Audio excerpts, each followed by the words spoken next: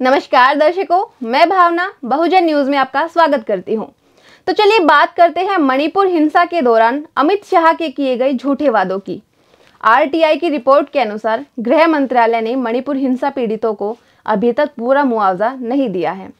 मई 2023 में केंद्रीय गृह मंत्री अमित शाह ने हिंसा प्रभावित क्षेत्र मणिपुर का दौरा करते हुए कई घोषणाएं की थी, जिनमें से एक हिंसा में जान गंवाने वाले प्रत्येक व्यक्ति के परिजनों को 10 लाख रुपए की वित्तीय सहायता देना था।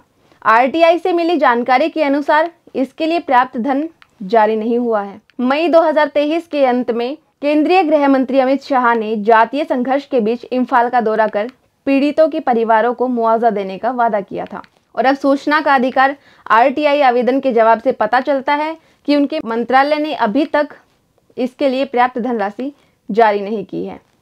अपने दौरे के दौरान शाह ने अपने अपने क्षेत्रों में मेतई और कुकी समुदायों के नागरिक समाज संगठनों से मुलाकात की थी और 1 जून 2023 को एक प्रेस कॉन्फ्रेंस की थी, जिसमें उन्होंने कई घोषणाएं की थी।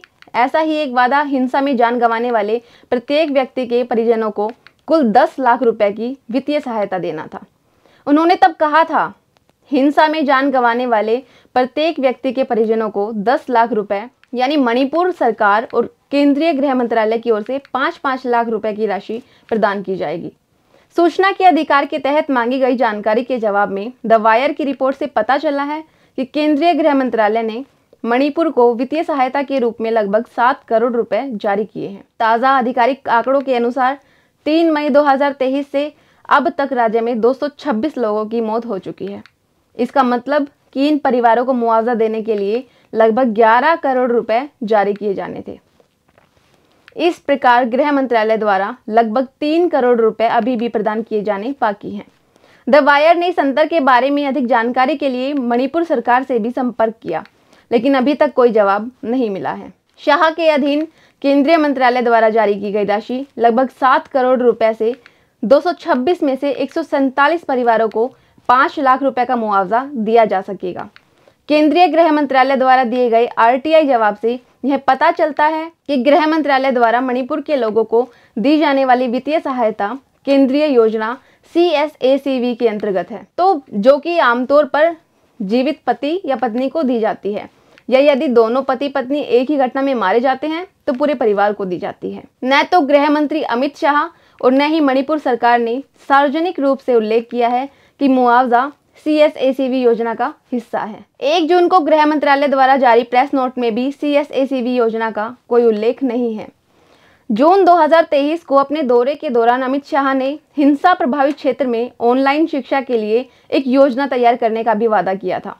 हालांकि इसको लेकर कुछ भी अभी भी स्पष्ट नहीं है। अपनी पढ़ाई के लिए इम्फाल की यात्रा करने में असमर्थ कई कुकी छात्रों ने शहर के बाहर प्रवेश की मांग की है, जहां केरल का कन्नूर विश्वविद्यालय अशांति के कारण विस्थापित कुकी छात्रों का स्वागत करने वाला पहला विश्वविद्यालय बना है। इसके अलावा शाह ने मणिपुर की तत्कालीन राज्यपाल अनुसुईया उइके की अध्यक्षता में एक शांति समिति की स्थापना की घोषणा की थी। इस समिति में मुख्यमंत्री एन बीरेन सिंह सहित सभी राजनीतिक दलों के प्रतिनिधि, साथ ही कुकी और मैतेई समुदायों और विभिन्न सामाजिक संगठनों के सदस्य शामिल थे। शाह ने मेडिकल सहायता का भी वादा किया था, विशेष रूप से पहाड़ी क्षेत्रों के लिए डॉक्टर उपलब्ध कराने की प्रतिबद्धता जताई थी, जहां लोगों को तत्काल चिकित्सा और देखभाल करने में चुनौतियों का सामना करना पड़ता है। स्थानीय स्वास्थ्य सुविधाओं की कमी के कारण कई लोगों को इलाज के लिए दूसरे राज्यों में जाने के लिए मजबूर होना पड़ता है और मणिपुर में कम से कम 35 लोगों की चिकित्सा आपात स्थिति के कारण मौत हो चुकी है। 3 मई 2023 को कुकी और मेतेई समुदायों के बीच हिंसा शुरू होने के बाद 543 दिनों के दौरान 60,000 से अधिक व्यक्ति विस्थापित हो चुके हैं। वोटों की राजनीति करते करते लोग वादे तो कर देते हैं, मगर फिर जब बात आती है निभाने की तो हालात ऐसे आ जाते हैं कि आम जनता धक्के खाने पर मजबूर हो जाती है।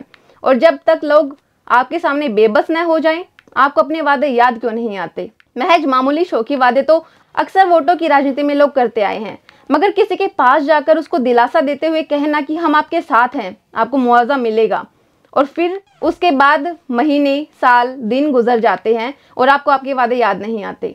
ये जानबूझकर ढोंग करते हैं कि जनता सर पटक पटक कर जब थक जाएगी तो अपने आप मुंह उधर कर लेगी और वादे पूरे करने की नौबत नहीं आएगी। कब तक जनता ये झूठे मक्कार लोगों से अपील करती रहेगी, अपने हकों के लिए लड़ती रहेगी? क्या यह मतलब कि सरकार जनता के हितों की रक्षा करेगी भी या नहीं? आम आदमी परेशान है, जनता आंखों में सवाल लिए सरकार से जवाब मांग रही है। तो आपकी इस खबर को लेकर क्या विचार हैं? साझा कीजिए आपके अपने चैनल बहुजन न्यूज़ पर। धन्यवाद।